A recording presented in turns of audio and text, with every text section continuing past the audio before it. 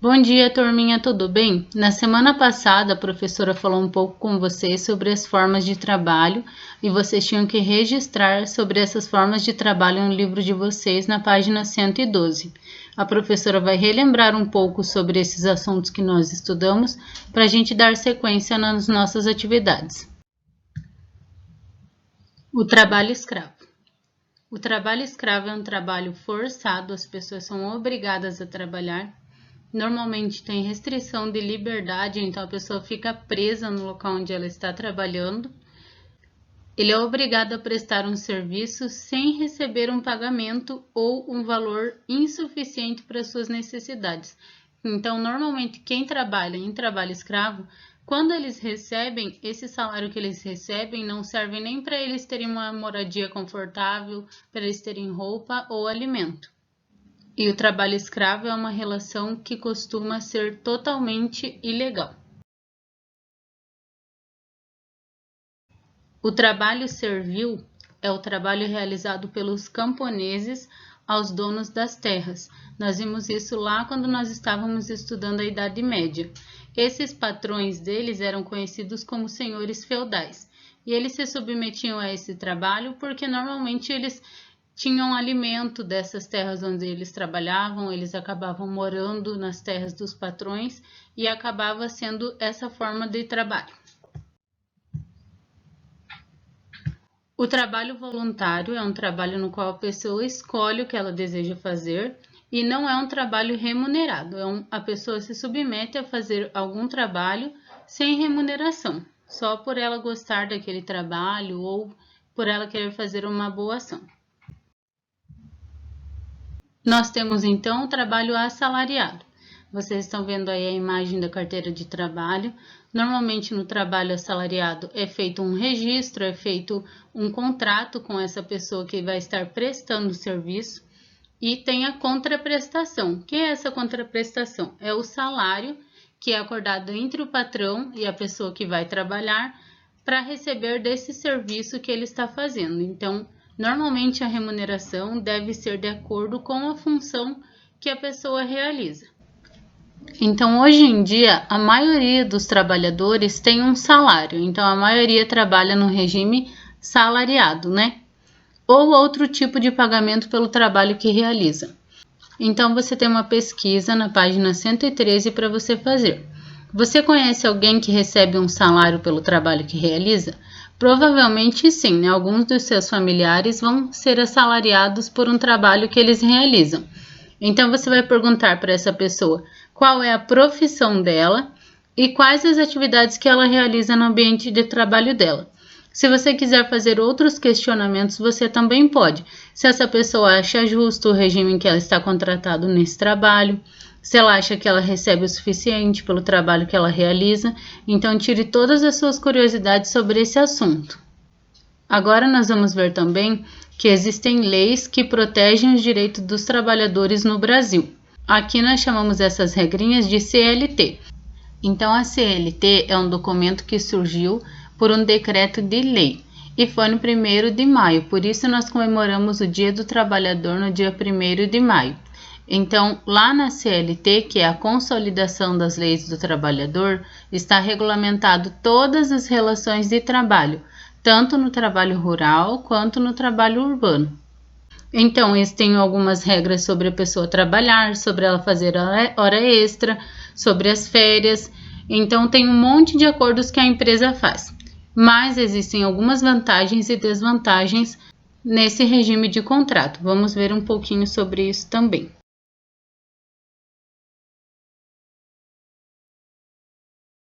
Quais são as vantagens para o empregador? Ele tem segurança no contrato, então tudo que está sendo acordado deve estar bem certinho no contrato da pessoa. Ele está protegido contra alguns problemas futuros que podem surgir por causa da relação no trabalho, alguma reclamação, alguma coisa assim, a empresa está protegida.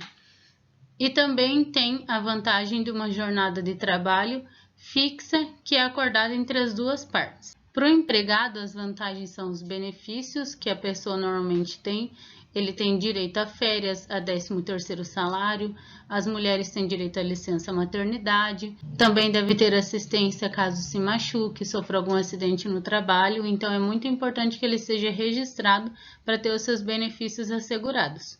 Uma das vantagens também é um salário base fixado, então ele sabe quanto ele vai ganhar, ele tem um salário fixo todo mês e também ele tem uma segurança de estar empregado, porque mesmo que ele acabe perdendo o trabalho, ele tem direito a seguro-desemprego, ele tem direito a várias outras seguranças que tem pelas leis trabalhistas.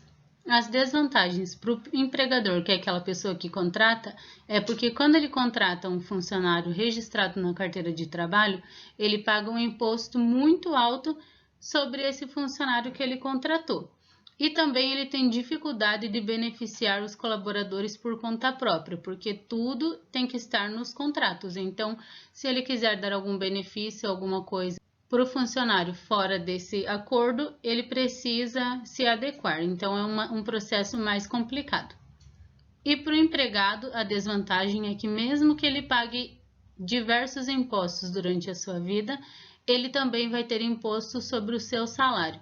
Então, além dele já pagar imposto quando você compra alimento, quando você paga uma conta, ele também vai ter desconto sobre o seu salário. Agora que você já sabe que existem direitos dos trabalhadores, você vai registrar na número 3 e na número 4 a sua opinião. Essas leis são importantes? Por quê? Você vai registrar a sua opinião se você acha importante as leis do trabalhador. E na número 4, você vai dizer se você acha importante leis que protejam não somente o trabalhador, que é a pessoa que é um funcionário, mas também aquelas pessoas que empregam esse funcionário. Você pode conversar com a sua família e registrar as conclusões de vocês aqui na atividade número 4. Agora, na página 114 do seu livro, nós vamos falar um pouco sobre o trabalho infantil. Aqui no Brasil, o trabalho infantil é proibido. Então, o trabalho infantil é qualquer forma de trabalho realizado por uma criança ou adolescente abaixo da idade mínima.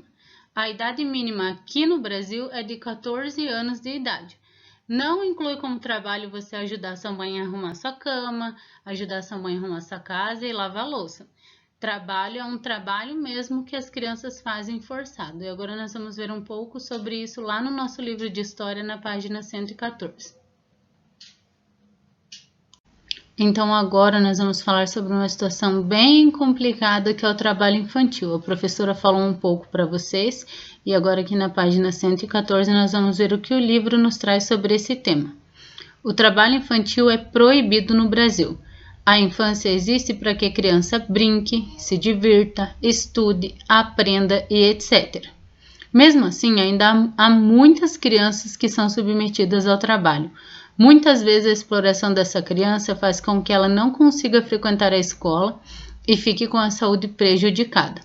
Agora o nosso livro nos traz um texto com os filhos do carvão. Você vai ver que é bem triste a situação dessas crianças que precisam trabalhar.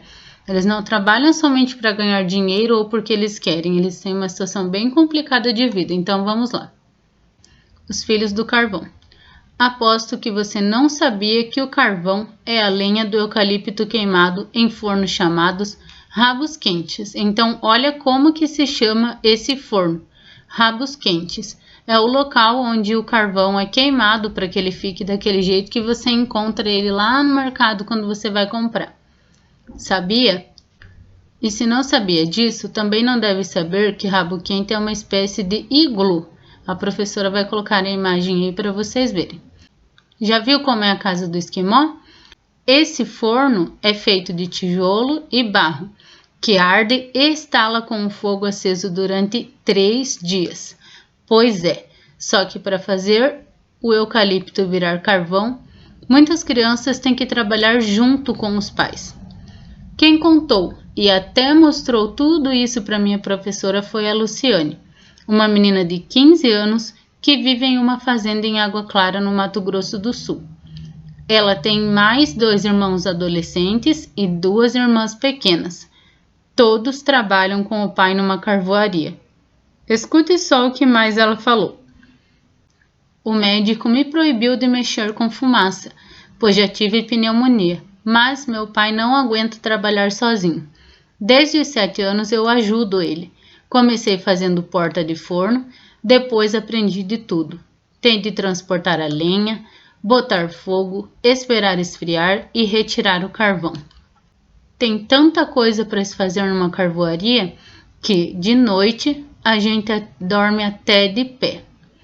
Agora pare um pouco e pense. Como deve ser horrível a gente não poder deitar em uma cama macia, cheirosa, quentinha, ainda mais quando está caindo de cansado. Então, olha que situação triste que eles vivem, né? Pois é. Esta história dos filhos do carvão só tem fumaça e tristeza. Se eu fosse pintar, usaria o lápis cinza e o preto também, claro, para pintar o carvão e o gato. Então veja aqui que ela se refere ao cinza e ao preto, porque são as cores predominantes do carvão. E esse gato, entre aspas, de quem será que eles estão falando? Vamos ver na continuação do texto. Sabe o que é esse gato preto, entre aspas? É o empreiteiro, o homem que contrata os carvoejadores e depois leva todos para morar nas barracas dentro das florestas, onde estão os eucaliptos que vão virar carvão. O que você acha dessa condição de trabalho que o empreiteiro dá a essas pessoas? Comece a observar já essa situação. É ali, no momento da fumaça e longe da cidade, que as famílias como a de Luciane vivem. E não é só em Água Clara. Observe que não é só lá, tem alguns outros lugares que isso acontece também. A dona Catarina disse que também tem em Minas Gerais, na Bahia e no Pará. Essa história cinza triste me faz lembrar de Amarelinha.